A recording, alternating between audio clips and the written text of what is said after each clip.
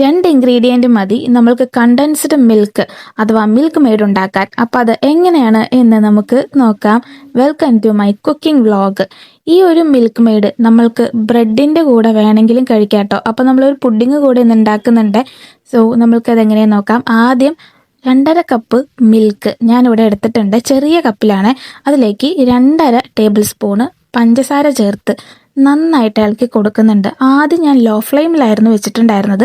പിന്നെ അത് ഹൈ ഫ്ലെയിമിലേക്ക് ആക്കുന്നുണ്ട്. നന്നായിട്ട് കൈ ഇളക്കിക്കൊണ്ടേയിരിക്കണം, കാരണം അത് അടി പിടിക്കാതെ നോക്കണം. അങ്ങനെ നന്നായിട്ട് തിളപ്പിക്കുക. കുറേ നേരം നമ്മൾ വിടാതെ തിളപ്പിച്ചുകൊണ്ടിരിക്കുന്ന സമയത്ത് ഇത് ഒരുവിധം വറ്റും.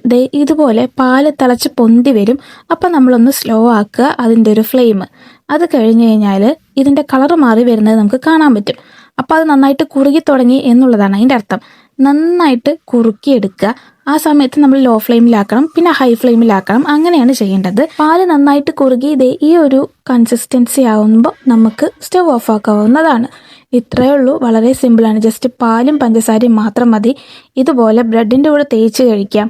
അങ്ങനെ നമ്മൾക്ക് ഇഷ്ടമുള്ള സാധനങ്ങളുടെ കൂടെ ഒക്കെ ഇത് ചേർക്കാവുന്നതാണ്. ശരിക്കും മിൽക്ക് മെയ്ഡിൻ്റെ അതേ ടേസ്റ്റാണ്. സോ നിങ്ങളിത് ട്രൈ ചെയ്ത് നോക്കുക. കമൻറ്റ് ചെയ്യുക. ബൈ.